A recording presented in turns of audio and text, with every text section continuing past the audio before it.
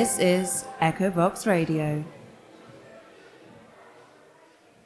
Hello, welcome everybody. Thank you for listening. My name is Joygail and I'm hosting live from the Melkweg for Echobox Radio today at the Oyster Festival.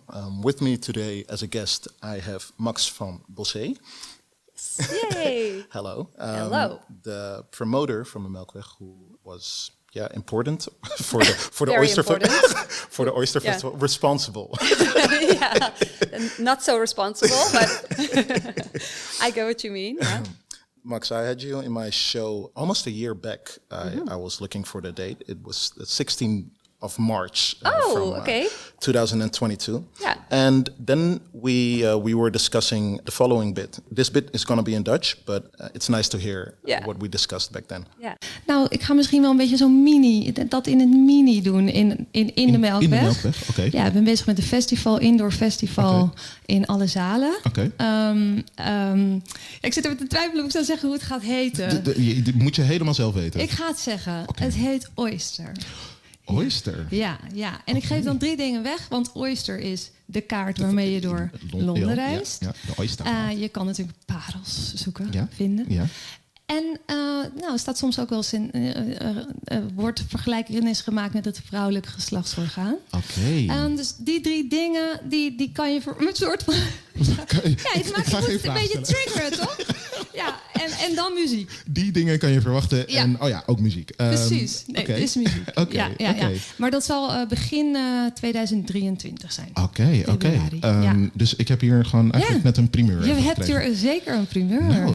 So that was back then, and it's nice to see that it all worked out and that we're here now. Yeah, it's like manifest your dreams. No, but it is weird that it's been a thought or an idea for such a long time, and then it turns out, it turns into reality, and that is amazing and also weird. Yeah, I can imagine. Yeah, it's been in your head for and then suddenly you get the logo and you get the lineup going and it starts getting real and more real and more real and it's great. Yeah. I thought it was very funny that I had this bit from last year and that we're sitting now over here. And I was thinking, when did the idea for the festival came to mind? It came to mind during COVID because the UK opened up way earlier than we did. Yeah. So I remember sitting at home and Melkweg, where the venue where I work, where Oyster is, was closed. We couldn't do anything. I think we had some things at 1.5 meters, but that didn't work. Horrible times. Yeah, very boring times. And I saw this amazing show at the O2 Arena, and everyone in this hip hop, R&B, grime, UK scene was like making acte de présence, and I was like, why? It's so far away and yet so close. Yeah. Why can't we have that? And then it started to think, well, why don't we? Why don't we do? There's so many great artists just like a water away, definitely. Across the pond, and why don't we get them here for a festival? And so that was like the beginning of Oyster Festival. Okay, and that was the beginning. Where did you start? Like, were there some names in mind? Was there a concept in mind? Like, what was the beginning? I had a lot of names in mind, and a lot of which I have today as well. Also a lot of names that didn't work out for whatever reason, or they didn't fit in to the tour, or they didn't want to play it. But it is pretty difficult, or it's a challenge to get artists to do a first off of a festival, because there's no prior. You can't say, it's lovely, last year we had this, look at the crowds, it's amazing, you should do it. It's like, it's new, we don't even, at the time I was doing the proposing to artists, I didn't even have a logo yet, because it was also like we were after COVID, everything was like slowly just developing, so it wasn't going as planned, and I needed to go forward. So I was like, I have a plan. It's a festival and this and that, would you like to come? So I'm really grateful for the people that took a chance and are here today and decided yeah, we'll do it. Because you need them, you need those people on board. Yeah, you need the pioneers. For the kickoff, for the Very first, happy, the first one. I was thinking, like, what is there to explore today at the festival? Because I saw a lot of things actually on the lineup, not only artists, right? No. We also have a lovely photo exhibition of a woman named Amy Galbraith. She's from Manchester. And she happened. We already loved her work. I worked with my colleagues that do the exposition hall here all year round. So they're experts on art. I'm not. We work in a team. But I looked at her photos and I was already a fan because she has like a nice, harsh, raw kind of style. So I was already down, like let's ask her and let's go. And then she came and she had all these old pictures of like Skepta and Stormzy and Kano and Lil Sims that she made in I don't know, 2016-ish era. So that was even more perfect. So I was like, this is amazing. This is even more than I asked for. Let's go. So we have that in our Milk Cafe. Yeah. And then upstairs we have in our cinema, we have in collaboration with Soursop Agency, which is a creative agency with a lot of people that are from London. It is in Amsterdam, but they're Londoners. Yeah. And they curated a film program with short movies about, why, the whole immigrant, I don't know in English, do you say diaspora or diaspora? Diaspora, I guess, but like diaspora, and so how did this music, all these influences of music, come to London and throughout the years, and just go into depth and the history of this rich cultural scene of music in London and the other bigger cities in the UK. Yeah. I will host some interviews later today with some artists, and I'm very curious about like what their perspective is on this phenomenon. Also, because I guess one part of this festival is also showing how progressive the scene is in the UK, right? Yeah. And I'm very curious on how the artists actually think themselves on why that is and how they contribute to that. So that's going to be an exciting I'm thing. I'm very much looking forward to the interviews. Yeah. Me too. Yeah. Me too.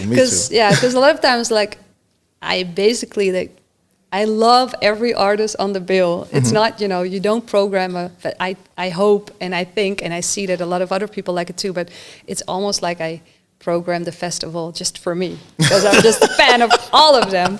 So I'm looking forward to everything. That must be a wonderful job. It is. I'm not complaining at all. No. I was thinking, like, if I would do my own festival, just a personal one. It feels like it's my birthday, but then I get paid to organize it. Isn't that great? Nice. So you were also talking a bit about this time during COVID and how it was approaching these artists. Would you say that it was also stressful to organize this event? Yes, I would say that. Definitely, I would say that because, like I said, first you have the struggle with the lineup, and then you have that finally finalized, and then, you have the artwork, and you have a vision, what you want, but you have to get that vision across to the people that are making the artwork. In this case, it's the Spot Agency. Shout out to the Spot Agency because they did a really good job. But, it takes time to get to the perfection you want. And then you have to do the promo and you have to chase the people that were supposed to do stuff. Yeah. And I feel that also because of COVID, still, a lot of people are new to the thing that they're doing right now because a lot of people shifted jobs or just started a whole nother career. So we're, not back at the same pace we were, which is fine. I'm a prime example as well. Now that I think about it, I feel like a COVID baby, as in doing these things that I do right now. Yeah. Like also started like during that period. Yeah. It's good, but it's still, it has more work. But we're learning and growing. It's fine. Okay. Yeah. Well, I'm wondering how that's gonna pan out when the next editions of Oyster are gonna. Because I already have like a really big list of that we can improve and that we can improve. But still very happy about this edition as well. Yeah. But, you know, next time it's going to be even better. Okay, okay, perfect.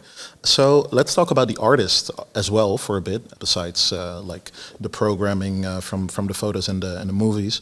Who are on the lineup? And, you know, tell me a bit about the lineup itself. The lineup is really diverse in terms of vibe, sounds, genre as well.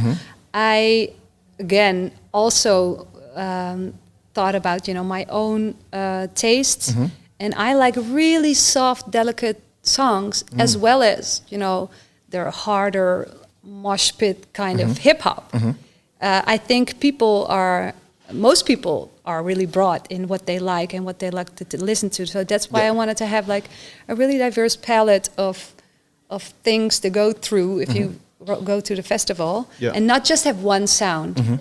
You know, some festivals, I feel like, you know, it's all kind of sounds the same. Some no, I don't want to be negative, but sometimes I'm like, I didn't want it to be to sound the same. Yeah. So that's why I picked like the best of all genres. Okay. I feel I was aiming for that, Yeah. and I feel like that that happened. Okay. That's gonna happen because it didn't. We're still before the festival. Yeah, but still, like, you have your expectations. You have your lineup ready, so this is what you feel right now. Yeah. Okay, perfect. I want to talk about something else which was mentioned before, I guess by you in the newspaper, and it was about the female component from this festival. Yeah. You also said something about that in the short bit that everybody listened to. Before I ask you about that, let's listen to a song that you picked that you're a fan of from the artists at this festival. All right? Yeah. Yes.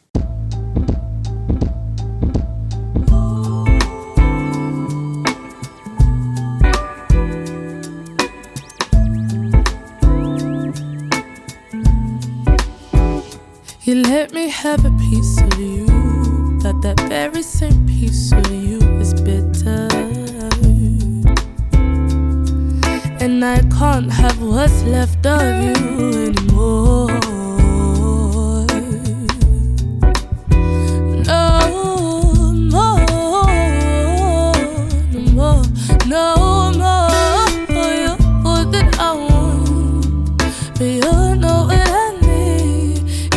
I keep on making excuses as to why you are good for me. May your forbidden fruit. You keep on pulling me in your forbidden fruit, the epitome of the meaning. I hate that I'm drawn to you with no logic or no good reason, no good reason. No, but that you'll be sweet, just how I like. But it turns out that you're not fully ripe. No, oh no, you are so persuasive, and I act evasive when people ask me if it's a thing. I play it down like it's nothing when you're all that I want, but you're not what I need. I keep on making excuses as to why you are good for me. You're forbidden fruit.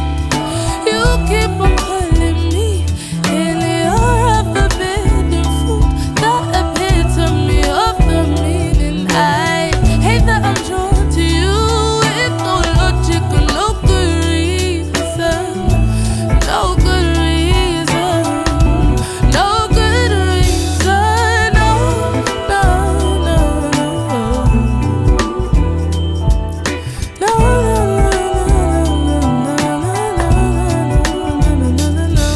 This my cranes in the sky. This my maybe or just will or won't I. This that shit that I've been trying to fight. I make mistakes, I know I do, but it's the taste of the taboo, the sweetness of forbidden fruit that seems to lead me back to you. I wanted to call and yeah, I cut that. Seems like there's a sign of a withdrawal and I can't front that. I'm setting a pace, I'm running a race, I'm figuring out my feelings. I hope that there's a meaning to this. One night in paradise, I'll have her fiending for this. Didn't know if it would taste good, but I had to get my hands on the forbidden fruit.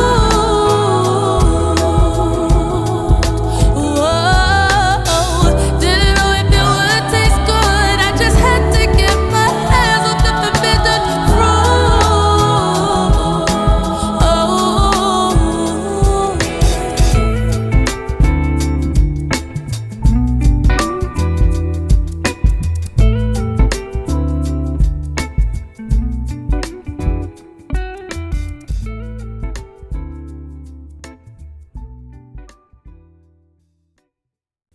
So, Max, can you tell me what we listened to and by who? Yeah, we listened to Mychelle and ENNY, Forbidden Fruit.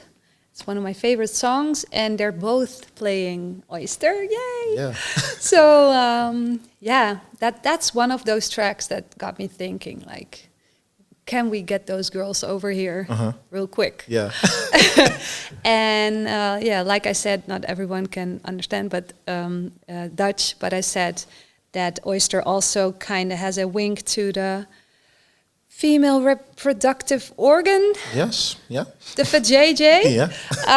So I have a lot of vajayjays over here as well. I wanted to have a good female representation, also MC-wise, not only the soul, the soul part or the singing, but the lyricists as well.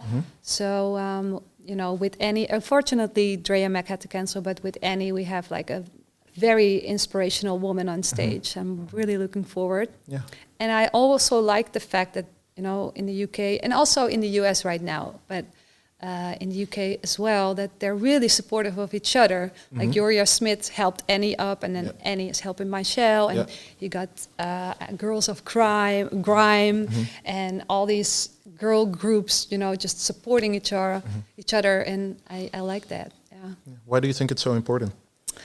Because we still live in a male-dominated industry, and if it's not,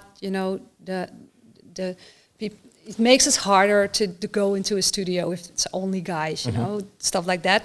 But then you also have the media who always wants to frame like there's only room for one girl, which is not the case.